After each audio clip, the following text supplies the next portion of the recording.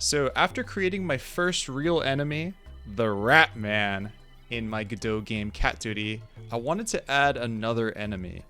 I wanted this enemy to have range attacks, and I wanted it to fit this kind of whimsical medieval castle lore I'm going for.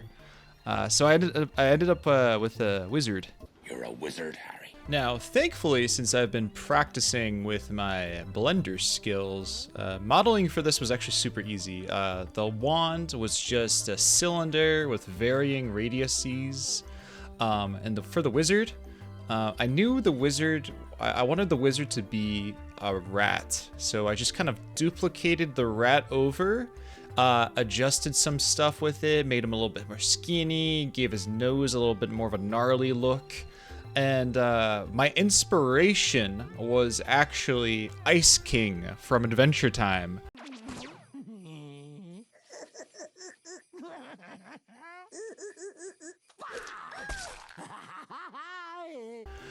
So I went with like a bluish skin and a white beard, and the red hat, I just thought it looked funny, so I went with that.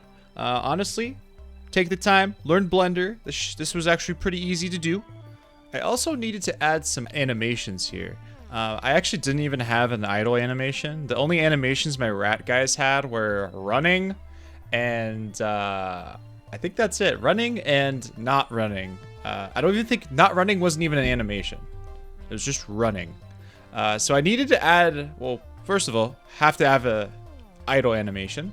So I added that up. I also added an animation for the wizard rat so that you could see him kind of like hold the wand up. And I added another animation for other enemies. So I wanted to give the ability for other enemies to have weapons as well. Right now, the Rat Man just kind of punch you, but while I'm adding this wand, I just kind of wanted to also add other weapons. So I added like this generic swing animation that I kind of hope just works with all items. All the action is doing is spawning in this rigid body fireball with some forward velocity. So it looks like it's being like casted outward. This fireball has this kind of unique property of like only being able to have 3 contacts before it just disappears. So that way the fireball doesn't exist forever. Also, it does direct damage. And I just ended up using the same fire particle effect as my torches. So it's the same exact thing. I just copied it over and used it. Actually, just referenced it over, but I made like an orb, glowy orb thing in the center, and it also uses the same fire sounds that the torches use. Oh, I also added animations or particle effects for the charging of the wand. So it looks like all this energy is being like gathered as like an orb, pretty cool looking, I would say. So I have all this all set up. The question is, how do we get the wizard to actually hold the wand? Now, I know what you might be thinking. The easy way to do this, just create another mesh with the wand already being held. But that doesn't solve the problem of other objects. So for example, if I want my rat to hold something stupid like a tomato or like a chair or something, then it's not going to be possible unless I have another mesh, and those meshes are pretty expensive in terms of storage. So each of these files is, I don't remember, like 100 megabytes or something, I don't know, 10 megabytes. Quite a bit of space for each thing. It's not very customizable. So what I ended up doing is I took advantage of the skeleton that was that I have that I use for the animations in the Ratman. And I just created a script that attaches the throwable object or rigid body to a specific joint. So here we can declare that we want the hand to be equipped to the joint. And it worked pretty well, kind of. It was like a little bit of, I had to mess around with it a bit so that I could offset it so I can actually declare where the grip was. Because I kept having this issue where even though I'd have it there, it would like attach to a weird like part of the object or look funny. Like look like the wand is just like not in the right spot. So I created or added an exportable like offset to it. And for the last piece of the puzzle, we have to make a level. Level design is really, really difficult. And I'm still pretty bad at it.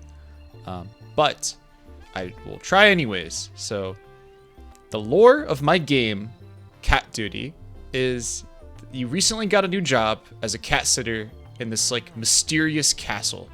You have to babysit these 2 cats. The cats are the like royalty and have a lot of enemies, which is why these rat men are like attacking you and trying to get or go towards the cats or try to get the cats.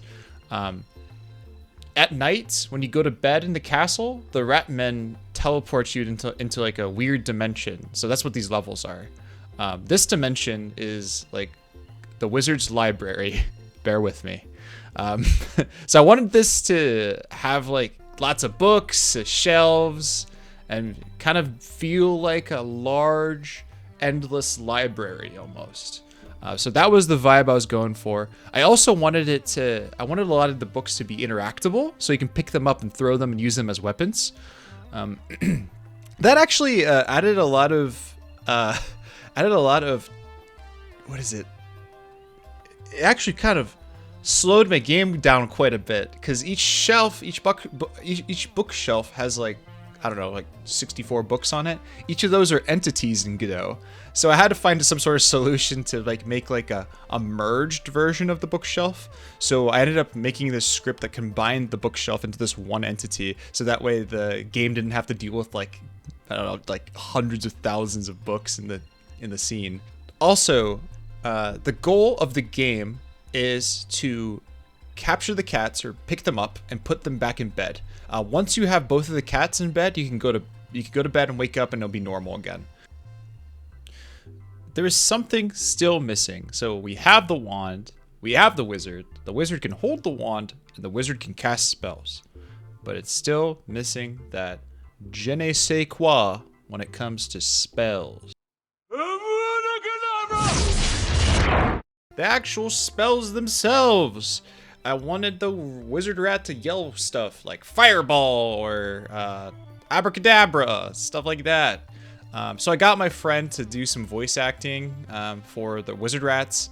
I had to record like 10 different spells. They all cast the same fireball, but it's just it adds like some variance for the rat. All right, here's some of those spells. Jesus Nuttus, Scrumbus. Jesus Nuttus, Scrumbus, Thumbus. Jesus Nuttus, Twickus, Dickus. Alakazam, Fireball.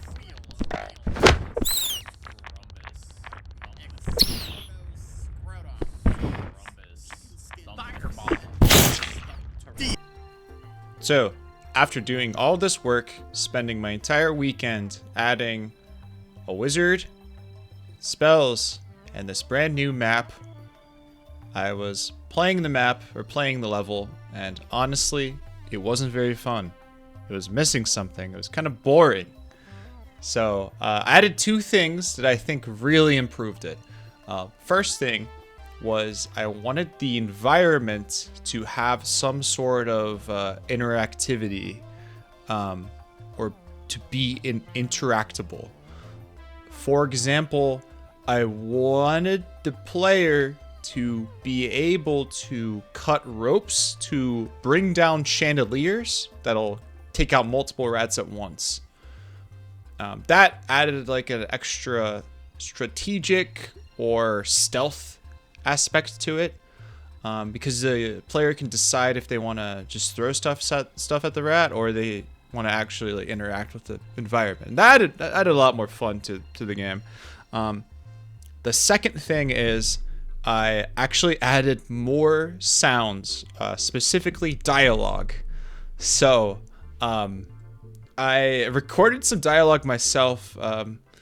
the lore isn't really important here. I don't know. Maybe you guys can figure out what's happening. Here's the dialogue that I had between the wizard rat and the other rat. Excuse me, Reginald. Have you seen my missing books? What kind of books are you missing, Grand Wizard?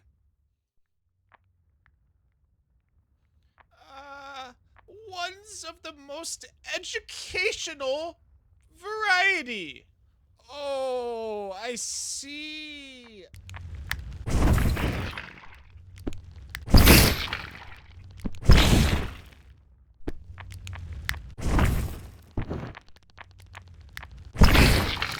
It improved the game so much more because part of me wanted to, sit and like listen to what they're saying. Because honestly, I don't think I've listened to all of his dialogue, so it was just interesting to hear the whole conversation.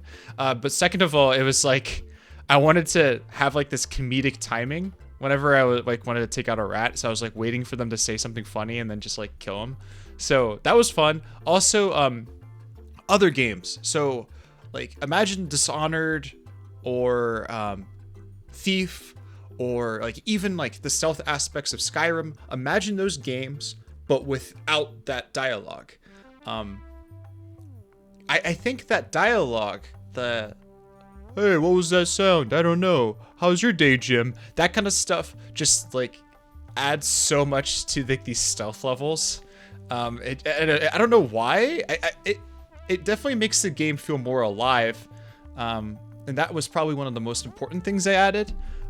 So if you're also making some sort of stealth aspect to your game, I would highly recommend just like throwing in dialogue everywhere. If I wanted to spend more time on it, I probably would have given all of the rats dialogue. I also added, I took some random dialogue that my friend made and just like had the one wizard rat just like say it randomly when he's like looking at books and stuff. So that just made it a lot more lively in the game. So, big picture here. What are the notes here? What can I take away from this? Number one, work with your friends. It's super fun. Don't put any pressure on your friends if you're the developer. Just have fun with them. Make some cool stuff together. Number two, learn Blender. Figure out Blender. Learn that stuff. It's fun. It's fun to make stuff. Number three, be careful with the AI coding stuff. Some of the AI coding things I did like didn't turn out very well. I'm a software engineer by trade, but honestly, if it's a personal project, try to find that good balance. You should probably use a little bit of AI to help you do the grunt work, but really try to design the systems yourself. That's the fun part. And it's a lot easier to fix code that you made mistakes on than code some Claude mistakes, some rampaging Claude mistakes. Those are a nightmare. But overall, have fun. Go make your own thing. And thanks for watching. I'll have a demo out here in the future, so keep a lookout for that. Make sure to subscribe, and thanks. Goodbye.